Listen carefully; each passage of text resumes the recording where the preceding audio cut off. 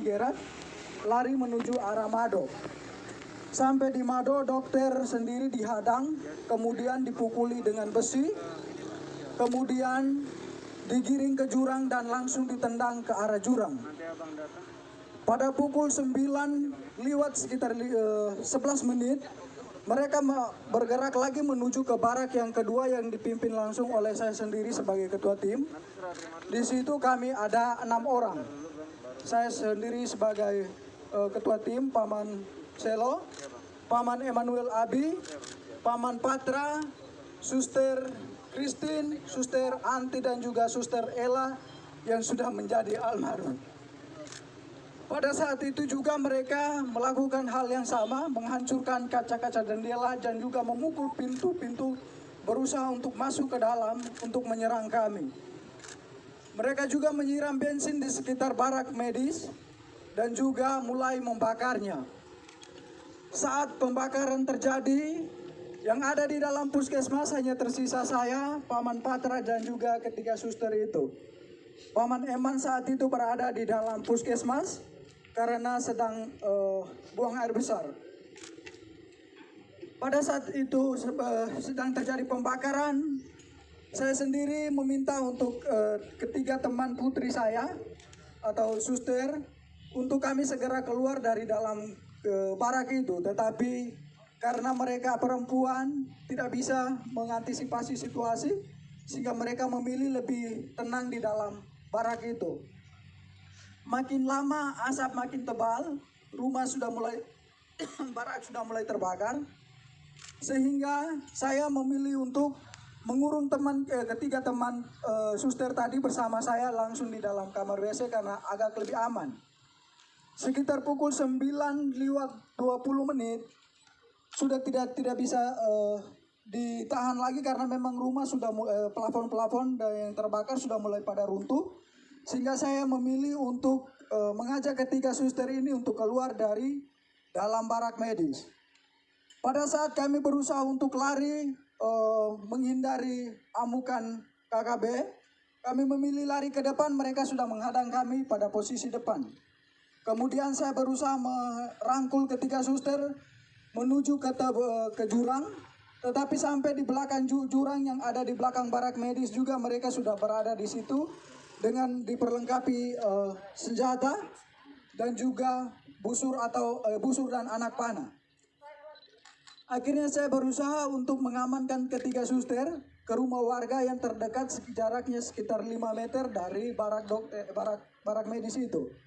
Sesampainya di situ, mereka juga ada di situ berusaha untuk membakar rumah warga yang di sebelah. Akhirnya saya memilih untuk mengamankan ketiga suster di dalam gedung, di dalam kamar mandi dari rumah masyarakat itu. Sekitar 30 menit kami berada di dalam kamar WC. Kejadian semakin brutal, mereka semakin membabi buta. Mau mana teman kami Paman Emmanuel Abi. Kemudian mereka mulai membakar rumah-rumah warga dan juga pasar, serta bank, rumah distrik yang ada di sekitaran barak medis itu. Kejadian semakin brutal, akhirnya saya mengambil keputusan untuk kami bisa mengamankan diri. Dalam hitungan detik saja, saya sebagai laki-laki mengamankan 3 orang perempuan pastinya tidak bisa karena mereka mengejar kami dengan senjata dan juga busur dan anak panah. Tidak ada jalan lagi, kami memilih lari ke depan, mereka sudah menghadang ke samping, kiri, kanan dan juga mereka sudah menghadang semua. Akhirnya di belakang kami terdapat jurang yang cukup terjal, kedalamannya sekitar 500 meter.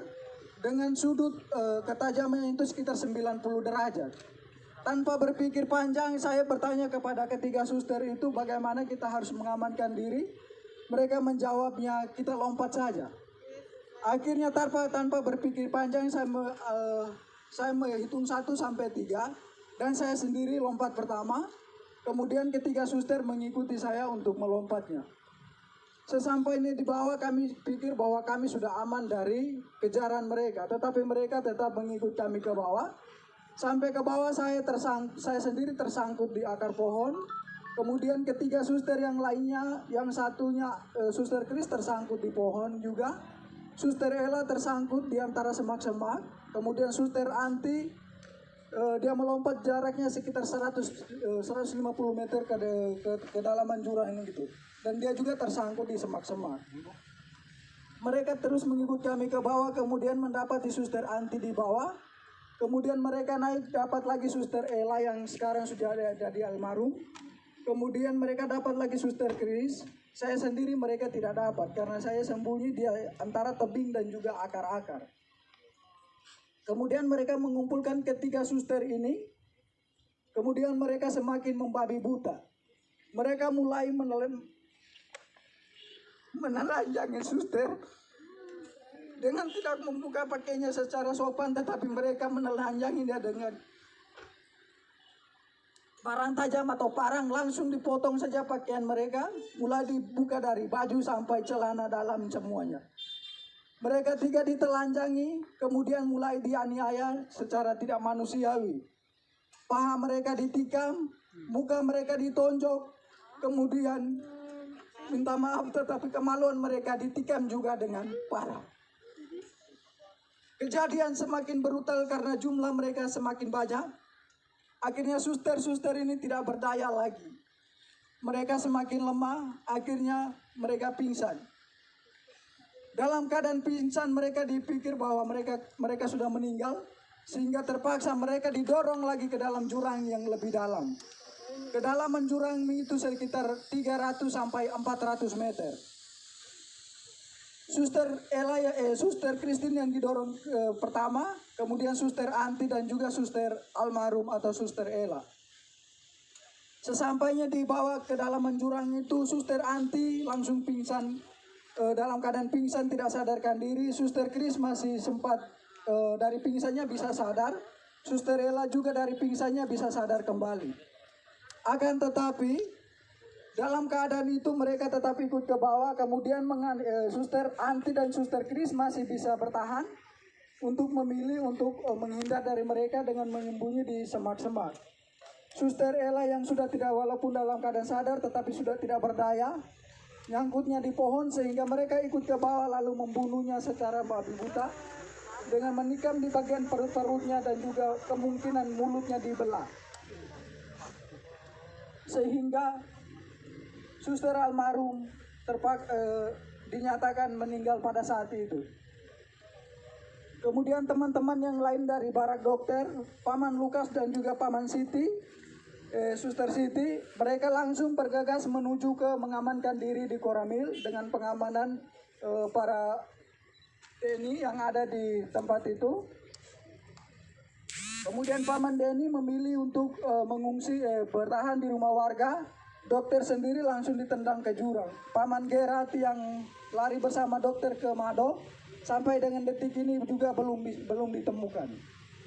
Suster Ella yang menjadi almarhum sudah ditemukan 2 hari yang lalu sekitar pukul 17:30 kami berhasil menemukan dia bersama Suster Chris. Suster Chris bertahan selama 3 hari berada di bawah jurang itu. Puji Tuhan dia masih hidup. Yang meninggal hanya Suster Ella. Dia sudah ditemukan dalam keadaan tidak bernyawa. Mukanya sudah penuh pada belatung karena dibelah semua. Luka-lukanya sudah pada belatung semua. Dan kemungkinan ini hari ke-5, ke-6 ya, sehingga mungkin almarhum tinggal tulang atau daging, sisa-sisa dagingnya saja. Kemudian Paman Lukas dan juga Pak Suster Siti langsung diamankan oleh pihak tentara yang ada di Koramil menuju ke pos Pamtas 403 yang ada di ketinggian atau yang di puncak. Kemudian Paman Denny juga dari rumah warga bergegas menuju ke Koramil mengamankan diri di pos Pamtas bersama dengan pihak dari Koramil juga. Dokter sendiri bertahan selama berada di jurang dari pukul 10:09 sampai sekitar pukul 9 malam. Baru dokter dari jurang menuju ke arah pos Pamtas 403. Saya, Paman Eman, dan juga Paman Patra bersama Suster Anti dan juga Suster Chris masih tetap berada di dalam jurang. Pada pukul 5 sore saya sendiri berusaha, karena melihat situasi sudah aman, saya berusaha keluar dari semak-semak. kemudian berlari menuju ke Koramil. Sesampainya di Koramil tidak ada petugas karena mereka semua sudah diarahkan ke pos Pamtas. Sehingga saya memilih mengamankan diri di salah satu rumah warga yang ada di sekitaran Koramil itu. Paman Patra tetap memilih dan juga Paman Eman tetap memilih bertahan di jurang bersama dua suster, tetapi posisinya terpisah. Kemudian pada malam harinya Paman Eman yang terkena busur itu, dia memilih untuk naik pada sekitar pukul 10 malam. Kemudian dia berusaha tidur di bawah kolom rumah warga yang ada di sekitaran jurang itu. Paman Patra tetap bertahan. Kemudian pada pagi harinya sekitar pukul 6, Paman Eman bergegas menuju ke Koramil untuk meminta perlindungan. Begitu juga Paman Patra, sehingga pada sekitar pukul 7 kami 3 bertemu di Koramil dalam keadaan selamat. Suster Anti dan Suster Kris masih tetap bertahan di jurang. Suster Anti keluar dari jurang sekitar pukul 10 malam dengan kondisi saat itu hujan deras. Dalam keadaan telanjang, dia dari jurang menuju ke Polsek Kiwirok. Sesampainya di Polsek Kiwirok tidak ada petugas karena memang petugas semua sudah pada ngungsi sudah pada diamankan ke pos Pamtas itu. Mereka bertugasnya di situ. Kemudian Suster Anti memilih untuk bertahan di pos, tetapi karena takut dengan situasi, dia berusaha keluar dari pos lalu kembali bersembunyi di semak-semak.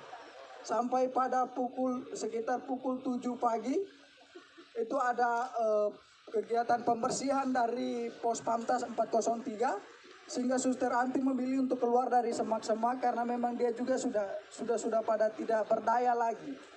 Menurut keterangan dari Suster Anti bahwa pada saat itu dia sudah pada siap untuk pasrah, untuk mati karena memang sudah sama sekali tidak berdaya. Tetapi dia berusaha merangkak pelan-pelan sampai ke pos polsek sehingga berteriak dan meminta pertolongan daripada pihak pos Pamtas. Istirahat dulu. Namanya siapa? Namanya? Nama